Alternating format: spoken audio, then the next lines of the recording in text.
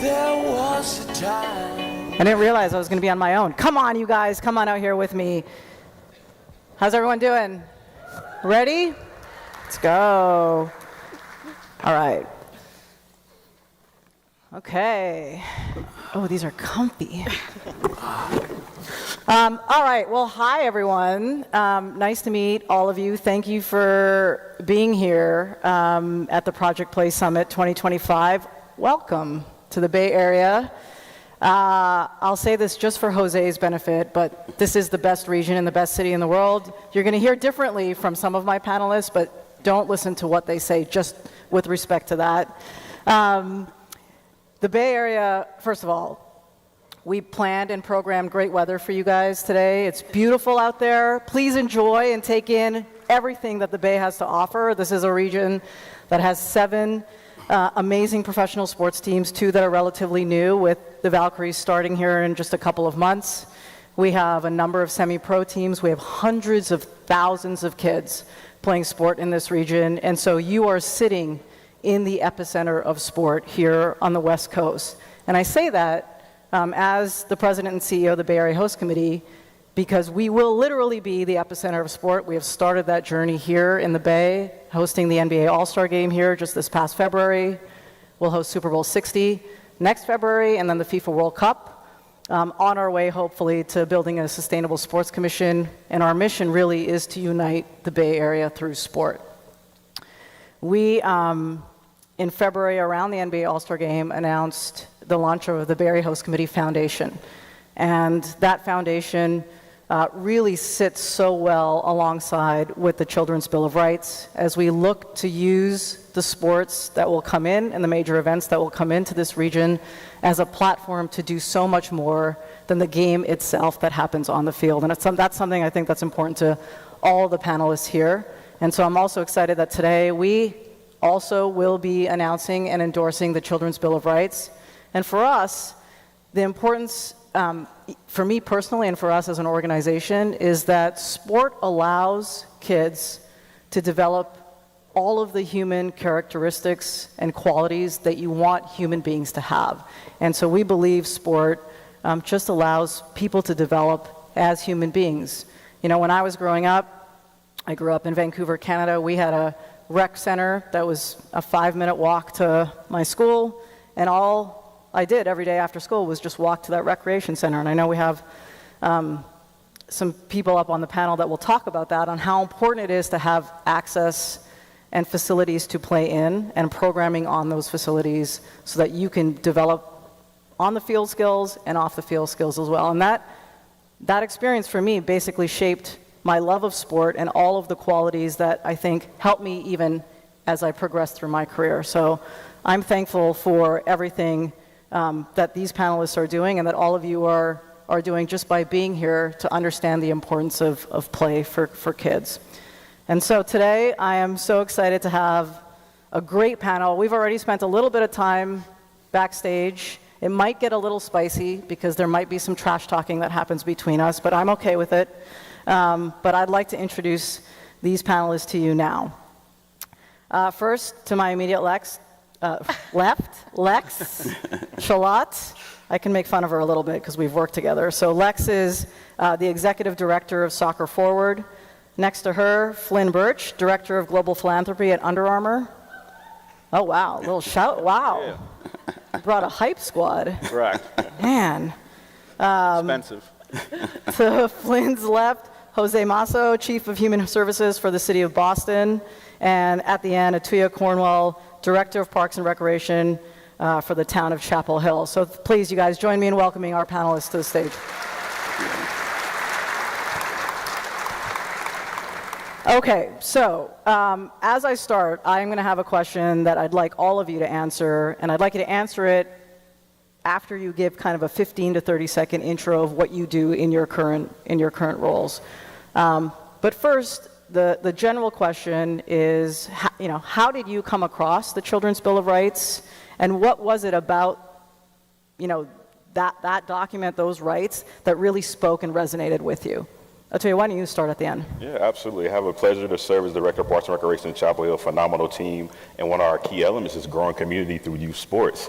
So it was really cool for us. How we were connected with the Children's Bill of Rights was a community member had a negative experience with her daughter in a program, a private program, and she brought that to the attention of our town council. And from there, it came over to our department. And for us, it really was just a natural fit.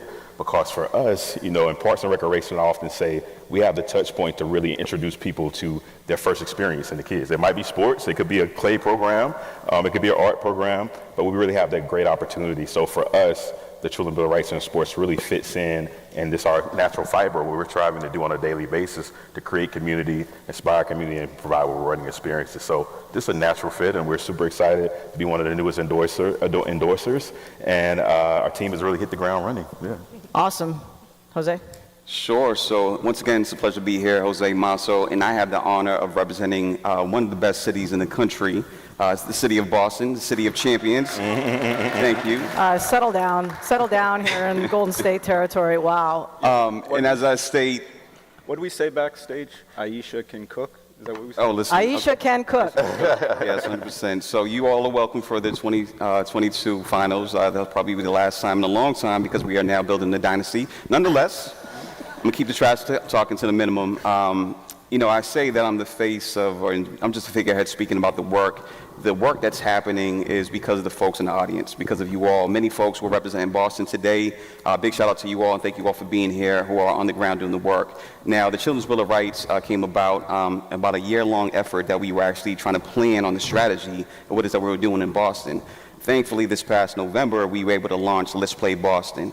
Now, within that, we did the research, Healthy People 2030, and it just resonated in terms of what the goals were. 63 by 30 really made sense. That's the mission. Our strategies, what we laid out, looking to do increase opportunities and access, focus on the infrastructure, the built environment, the physical environment. So as we look about our playgrounds, our school environments, etc., and then lastly about the community pride and joy.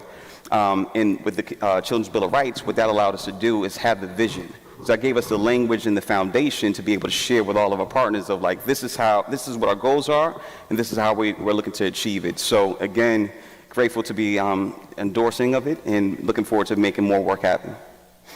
That was awesome, and I appreciate it even though you're from the city of Boston, so despite. It's going to continue here, I think, a little bit. I'm glad we're not sitting right next to each other. Yep, Flynn. Flynn Burch. I get the pleasure of running community impact for Under Armour and the executive director of the UA Foundation. And as we were talking in the back, the Children's Bill of Rights is really the first step that each and every one of our organizations should adopt, because that's why we get up every morning. We get up every morning to make sure kids have the opportunity, if they so choose, to play sports. And we at Under Armour were born on a field, and we unequivocally understand what sports can provide a young person both on and off the field in terms of reaching their greatest potential. So we are committed because we should be, and all our strategy and effort and energy will go towards that. And I think, you know, as we talk about that, it's the idea to first listen and learn, and we invested in the first State of Play report. Obviously, our partners at EFP invested here in Oakland, which was the precursor to the announcement earlier today, and then a few weeks back we just expanded into DC. And as we said, we are going to build as we can, not as all desire. So we're going to build in a way at which sports will be open to everyone, but it'll be open to everyone currently, and then we'll make sure that next generation has sustainable infrastructure to be able to engage as well. Awesome. Lex? So thrilled to be here speaking on behalf of Soccer Forward Foundation, which is U.S. Soccer's legacy initiative for the World Cup 2026 coming to many great cities next year. I am an equal opportunity supporter of all 11 cities in the U.S. that will be hosting the World Cup. But Soccer Forward will, like any strong and successful legacy initiative, hopefully live far beyond next year. And actually, that is why the Bill of Rights sort of stays strong with me, is that a powerful and successful legacy program is actually something that lasts forever, but is also very much around how sport is delivered thoughtfully and intentionally. It's not just about playing and giving every kid the right to play, but it's how you do that. And that's what the Bill of Rights lays out, and that framework is really the underpinning of how we should all be delivering programming in communities across the U.S. And from Soccer Forward's perspective, we are really here to facilitate support and resources to the host cities in their legacy programming and what they're trying to achieve in terms of ensuring that communities have a lasting impact far beyond next summer, but also all communities across the U.S. What does the World Cup mean for them? And how are we getting soccer everywhere for everyone in the right way? And so for us, the framework of the Bill of Rights really allows us to look at that and do that, and we're really excited about what that means.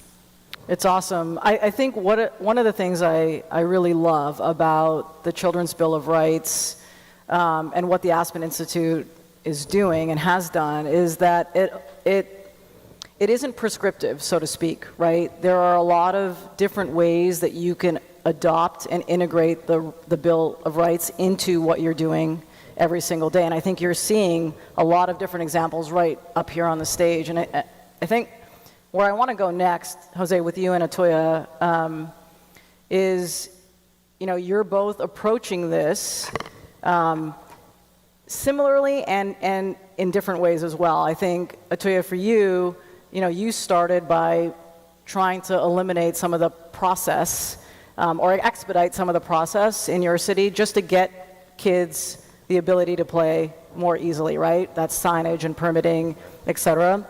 And Jose, for you, a lot of this is also grant writing and making sure you're distributing funding. And so if you can maybe just give us a little bit of an explanation of how you took that Children's Bill of Rights and the advantages of it being not prescriptive, so to speak, and how you've allowed that to actually facilitate ease of play and inclusivity in your different markets, that would be great. Yeah, we definitely had the opportunity to kick it off because being from the best place where basketball takes place, right, in the whole wide world. Yeah.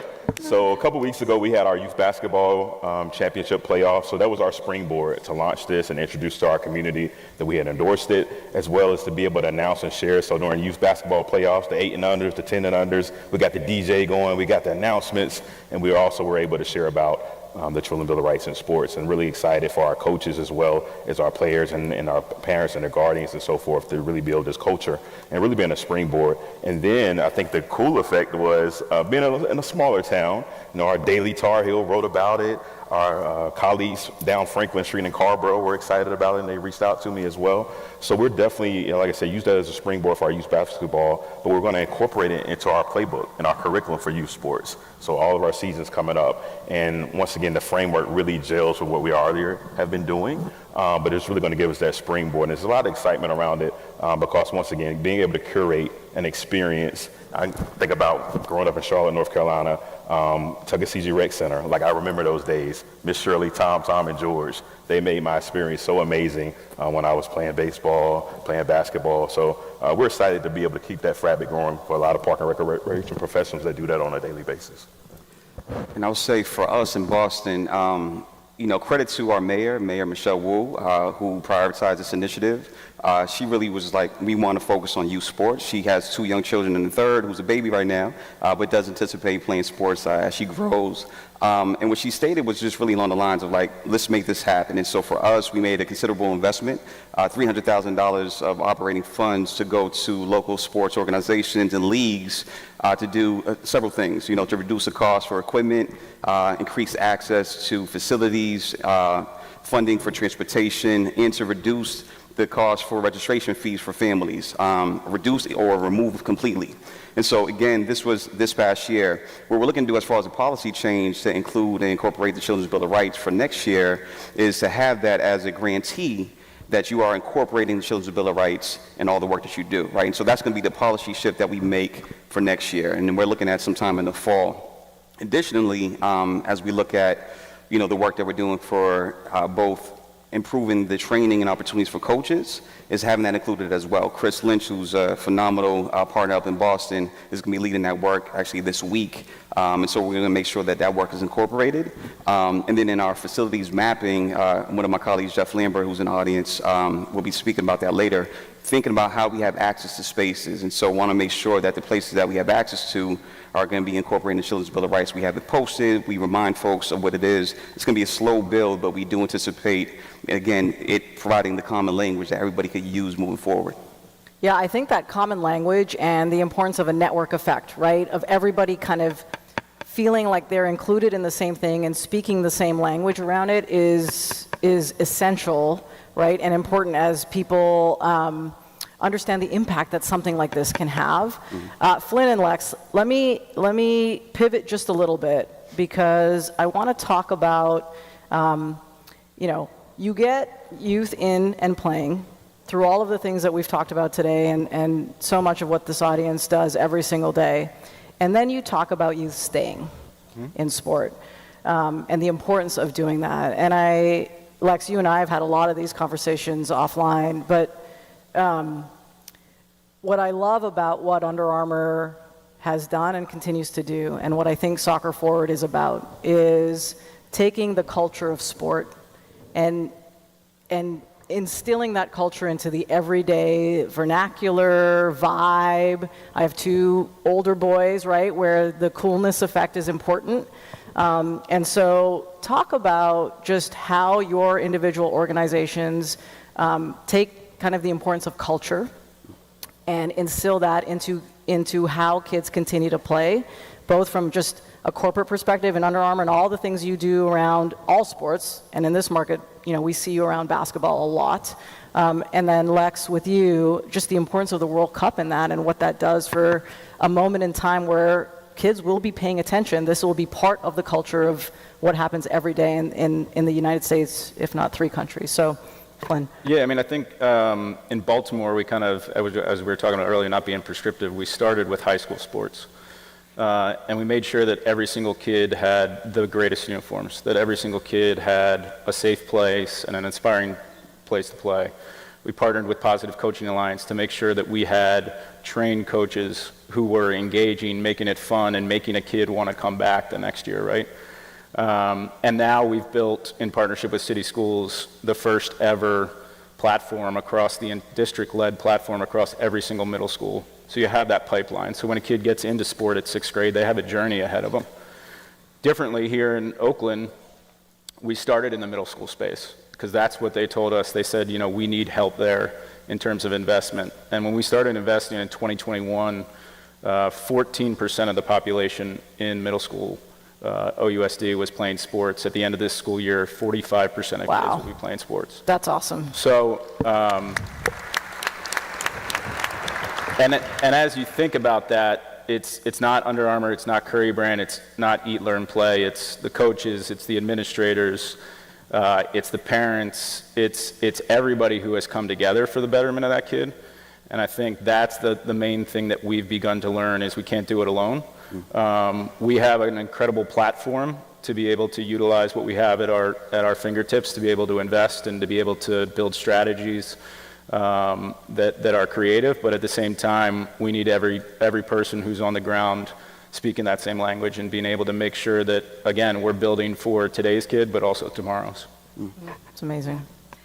I think from our perspective, there's 2 elements that you touched on, Z. The first is the culture of soccer in America, and where we're coming from there is that there's a perception of what soccer is in America, right? And some of us might perceive it around it being affluent, suburban, pay-to-play model, et cetera, these things. But what those of us that work in communities and have worked in this space for many years, I've worked in this space for over 15 years, and what you know is that actually in communities, soccer is being used as an incredible force for good, and it's being used in a really amazing way for community organizations, youth soccer clubs, et cetera.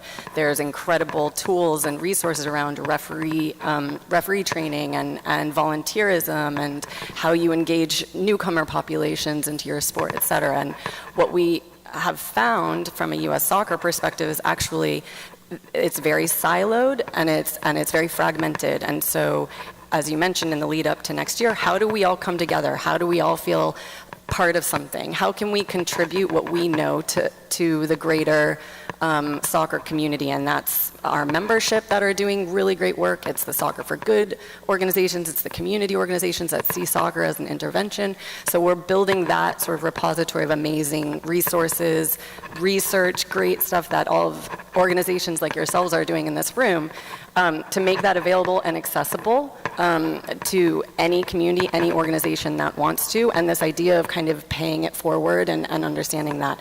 And through that lens, ideally, slowly shifting the systems and the culture of how soccer is sort of perceived in the country. And then beyond that is how are we utilizing the culture of the World Cup, which is an incredibly, how many people have gone to a World Cup? Can I just see hands? Oh, yeah. So you get it, right? Everywhere it's different, but there is a vibe. There is a fire and an excitement that is like no other. And, you know, if I'm going to fight for one thing, it's not a city, it's an event, and it's the World Cup. And there is something there. And so for people that might not have seen themselves in soccer or felt included or felt represented in soccer in this country, how are we using the World Cup to do that?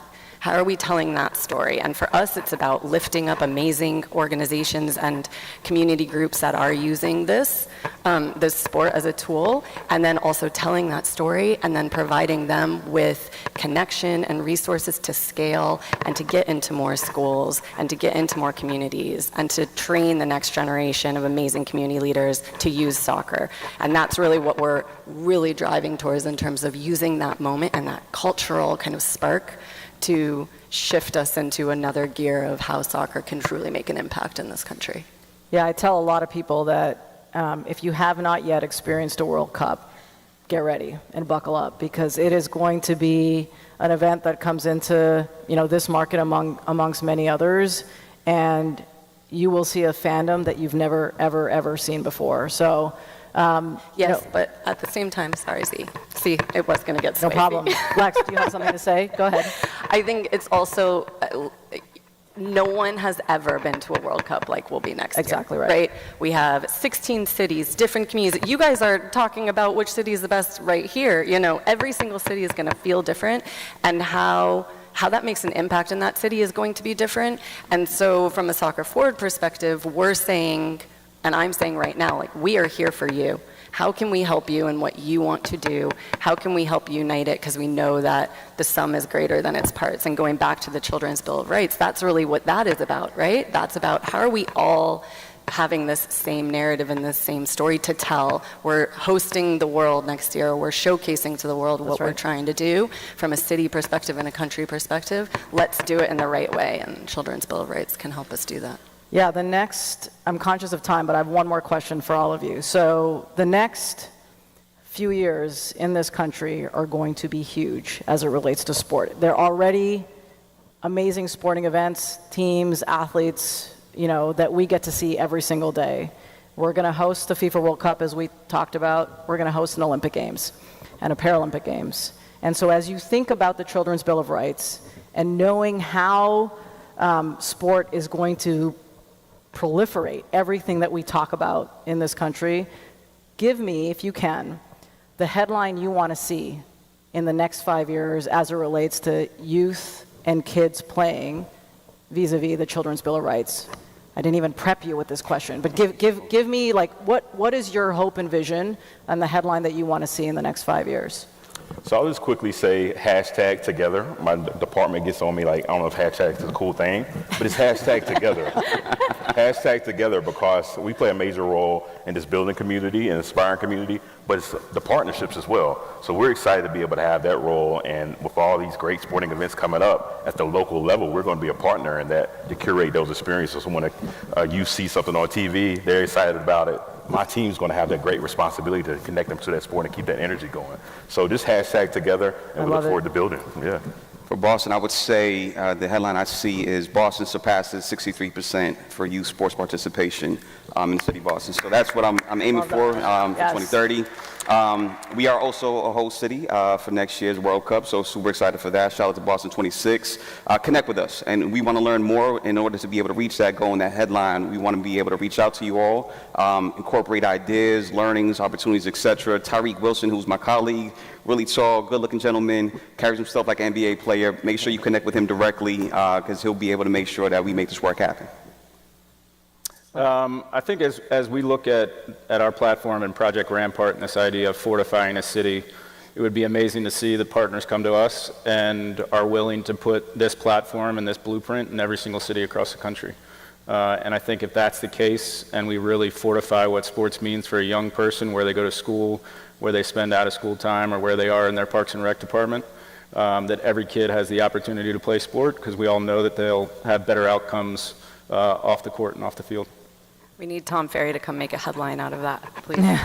I'm sure he's already written. Somewhere, yeah. Yeah. I think also, as you also didn't mention, also 2031, the Women's World Cup. The Women's World Cup. Which we're bidding for. We are bidding for. We are and bidding will for. Get, yes. Yeah, that's the headline.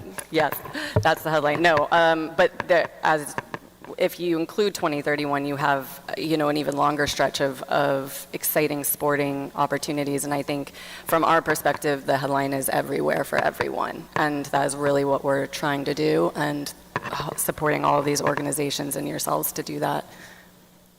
Amazing. Thank you to the panelists. Jose, I do love Boston, even if you didn't get that from the panel. You don't at all. He's a Red Sox fan. No. Yes. I didn't say that.